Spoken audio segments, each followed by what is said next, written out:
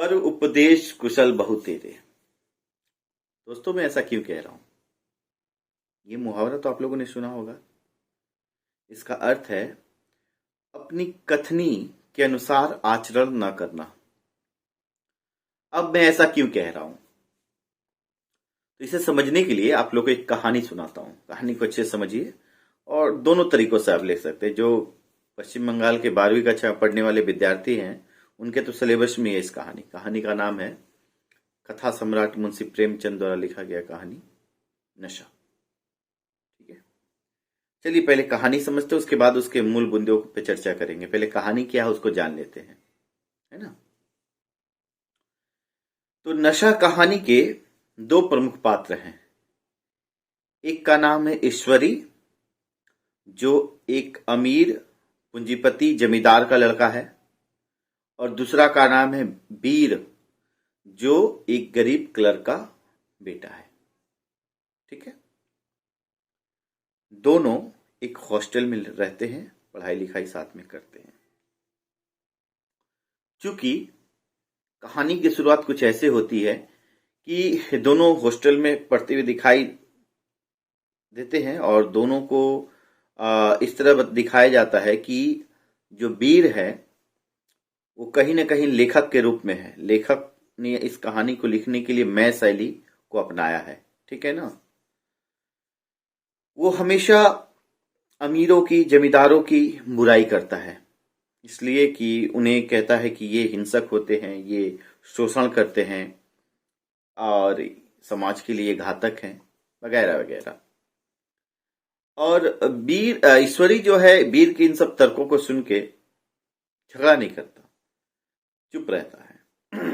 कभी कभी दोनों में इतना ज्यादा डिबेट होता है, डिस्कशन होता है कि वीर जो है ना वो बहुत मतलब क्या होता है, आपा खो देता है। लेकिन इस परिस्थिति में भी ईश्वरी जो है वो शांति रहता है, वो बहुत ज्यादा विचलित नहीं होता है। तो क्या होता है कि दुर्गा दशहरे की छुट्टी पड़ती है और दशहरे की छुट्टी में सभी अपने अपने घर जाते हैं हॉस्टल से। जाहिर सी बात है, तो ईश्वरी भी अपने घर जाने की तैयारी कर रहा होता है। वीर की स्थिति ऐसी है कि उसके पास जाने के लिए किराए के पैसे नहीं है। घर से मदद तो लेना नहीं चाहता, घर की भी स्थिति कुछ अच्छी नहीं है। तो उसका मित्र जो ईश्वरी है वो उसे कहता है कि चलो तुम हमारे गांव, हमारे शहर घुमाओ। तो इस बात पे वह राजी हो जाता है। कौन? उसका मित्र वीर। ठीक है ना। और वो सफर के लिए निकल पड़ता है ईश्वरी के साथ, उसके शहर, उसके गांव। ठीक है ना। चूंकि बीच रास्तों में ईश्वरी जो है उसे समझाता है कि देखो, गांव पे जाके जमींदारों की बुराई मत करना, और तुम अपनी जो विचारधारा है उसको अपने काबू में रखना। लेकिन वो कहता है कि नहीं, मैं इस तरह अपने आचरण के अनुरूप ही व्यवहार करूंगा, मेरे को इस चीज से उम्मीद मत रखो। तो ईश्वरी क्या करता है, उस पर छोड़ देता है, ठीक है चलो। और वो लोग जब जाते हैं तो ट्रेन में सेकेंड क्लास का टिकट कंफर्म होता है और दोनों जाते हैं। वीर जो है पहली बार सेकेंड क्लास एसी में सफर करता है। ठीक है, अब देखिए यहीं से कैसे बदलाव आता है। वो लोग जब सफर कर रहे होते हैं, क्योंकि ये चीजें ईश्वरी के लिए नॉर्मल है, क्योंकि उसके उसके कह सकते हैं कि वंश में ही वही वो बड़े घर का लड़का है, उसके लिए कुछ भी नया नहीं है। इन वीर के लिए एकदम नया था ये चीज कि सेकंड क्लास में सफर करना। और यहीं से बदलाव शुरू होता है जब एक यात्री और उसमें इन करने को आते हैं तो चिल्ला उठता है, कहता है कि ये दूसरे दर्जे का कंपार्टमेंट है। तो कहता है कि जी हाँ मुझे पता है। क्योंकि इस समय पे ईश्वरी लज्जित भी होता है कि वो, उससे लगता है कि ये कंफर्म मेरा सीट है, मेरा जगह है। एक जिस चीज का विरोध करता है ना, हाव भाव, जिस समानता की, जिस सामाजिक न्याय की बात करने वाला लड़का आज खुद चिल्ला रहा है। ईश्वरी थोड़ा इसे देख के लज्जित भी होता है, लेकिन चुप रहता है और सफर आगे की तरफ, कहानी आगे की तरफ बढ़ती है। आगे ऐसा हो रहा है कि जब वहां पे गांव पे पहुंचते हैं वो लोग, शहर मतलब ईश्वरी के घर पे, तो स्टेशन पे दो लोग लेने के लिए आए हुए होते हैं। और घर पहुंचने के समय ईश्वरी जो है, चूंकि अपने गरीब जो जो मित्र है उनका, जो क्लर्क का बेटा है वीर का, इंट्रोड्यूस परिचय कुछ कुंवर साहब के रूप में कराता है, जिसका सालाना इनकम 2.5 लाख रुपए हो। इस झूठ को वीर जो है वो नकारता नहीं है, बहुत सहजता से स्वीकार कर लेता है। वो नहीं रोकता है उसे कि ऐसा झूठ मत बोलो। उसे ये काल्पनिक झूठ उसकी शान के अनुरूप लगता है। ठीक है ना। धीरे धीरे कहानी आगे बढ़ती है तो होता कुछ ऐसा है कि ईश्वरी को जो मिल रहा है सुख सुविधा, जैसे खाने की वस्तुएं हो या सोने का बिस्तर का बेड लगा देना हो, उसका पांव दबा देना हो, ये सारी सुख सुविधाएं अब वीर भी खोजने लगता है। और स्थिति ऐसी बन पड़ती है कि एक समय ऐसा आता है कि वो अपना बिस्तर तक नौकरों से लगवाता है। लैंप बंद करने के लिए भी वो ऑर्डर करता है कि ये लैंप पोस्ट बंद कर दो, खुद से उठ के बंद नहीं करता है। ठीक है ना। सोचिए, उसके उसके अंदर खुद अब विलासिता और एक अहंकार की भावना ने जन्म ले लिया है। ठीक है। जो वीर हमेशा इस बात का हिमायती रहा कि अमीर लोग, पंजीपति लोग, जमींदार लोग गरीबों का शोषण करते, इंसान को इंसान नहीं समझते, अमानवीय होते हैं, हिंसक होते हैं, इनमें सामाजिक न्याय की कोई बात नहीं होती, मानविकता नहीं होती है, वही वीर आज खुद उस जब जीवन को जी रहा है ईश्वरी के घर पे, तो खुद जमींदार बन बैठा है, खुद पूंजीपति जैसा आचरण करने लगा है।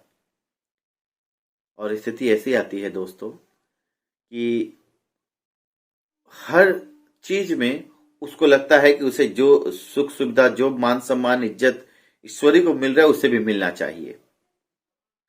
ठीक है।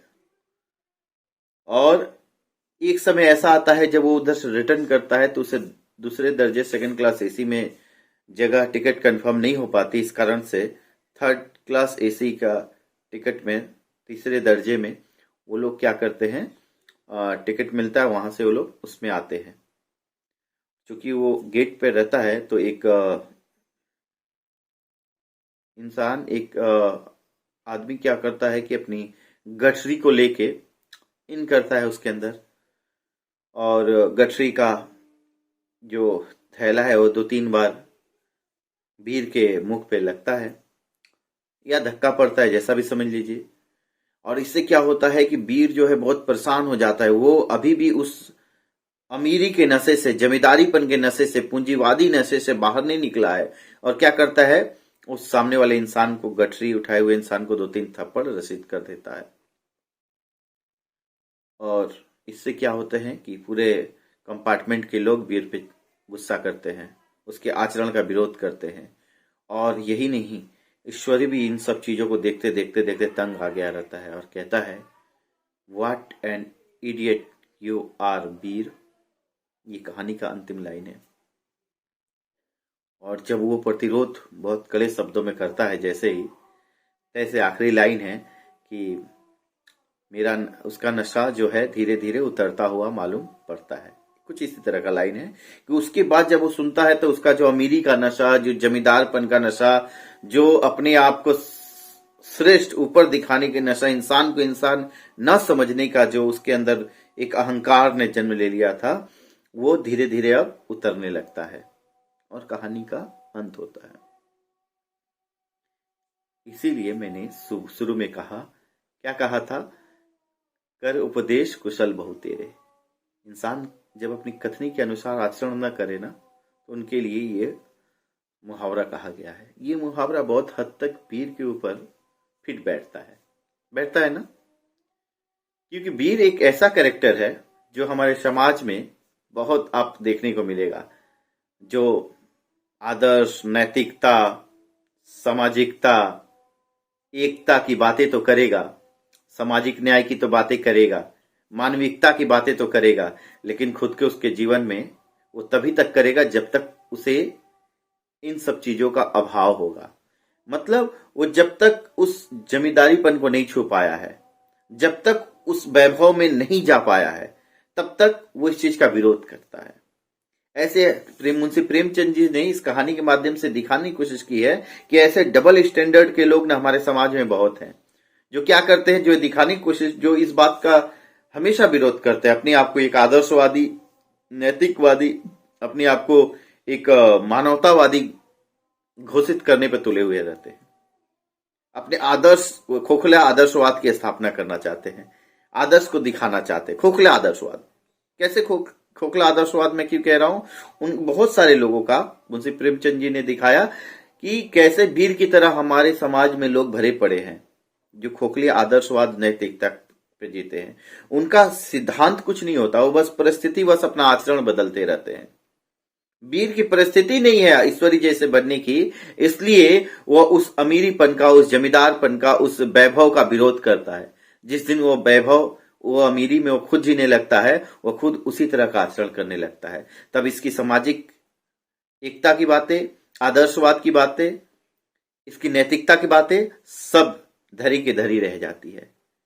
मुंशी प्रेमचंद जी ने समाज में बसे ऐसे ही लोगों, वीर जैसे लोगों के डबल स्टैंडर्ड को चिन्हित किया है। इस कहानी के माध्यम से उन्होंने ऐसे लोगों को चिन्हित करने का प्रयास किया है जो समाज में अपने डबल स्टैंडर्ड के लिए जाने जाते हैं। ऐसे लोगों से हमें कहीं ना कहीं बचना चाहिए। हमें बहुत ज्यादा इनसे प्रभावित होने की जरूरत नहीं है, क्योंकि इनका खोखला आदर्शवाद, इनका खोखला नैतिकता कुछ देर के लिए, बस परिस्थिति, बस कुछ समय के लिए होता है, जिस तरह वीर का है। ठीक है, तो मुंशी प्रेमचंद जी ने इस कहानी के माध्यम से कह सकते हैं कि हमें यह बताने की कोशिश की है कि हमें ये जो नशा है ना, धन का नशा, ये वैभव का नशा, ये पूंजीपति बनने का नशा, इन चीजों से कैसे दूर रहना चाहिए। ये नशा चूंकि सब पे चढ़ता है, वीर जैसे बहुत, सब पे नहीं तो वीर जैसे लोगों पे जरूर चढ़ता है। हमें इन वीर जैसे लोगों को रेखांकित करना होगा और इनके डिबेट में पढ़ने से बचना होगा, ठीक ना। और साथ ही साथ हमें इस तरह के लोग, जो जैसे जो वीर है, जो वीर जिस तरह के लोगों का प्रतिनिधित्व करता है, ऐसे लोगों से बचना भी होगा, इनके विचारों से प्रभावित नहीं होना होगा। ठीक है, तो उम्मीद है ये कहानी बच्चों आप लोगों को समझ में आई होगी। और दोस्तों, अंत में यही कहूंगा कि अगर चैनल पे आप लोग नए हो तो सब्सक्राइब जरूर कर लो। ये कहानी कक्षा 12वीं के विद्यार्थियों के लिए बहुत महत्वपूर्ण थी, इसीलिए मुझे लगा कि इस पर शेयर करना चाहिए, इस पर डिस्कस करना चाहिए, बच्चों को बताना चाहिए इस कहानी के बारे में। उम्मीद है कहानी आप लोग को समझ में जरूर आई होगी। अगर अच्छा लगा हो तो प्लीज़ चैनल को लाइक, शेयर और सब्सक्राइब जरूर करें। मिलते हैं अगले वीडियो में किसी अगले कहानी या कविता के साथ। धन्यवाद।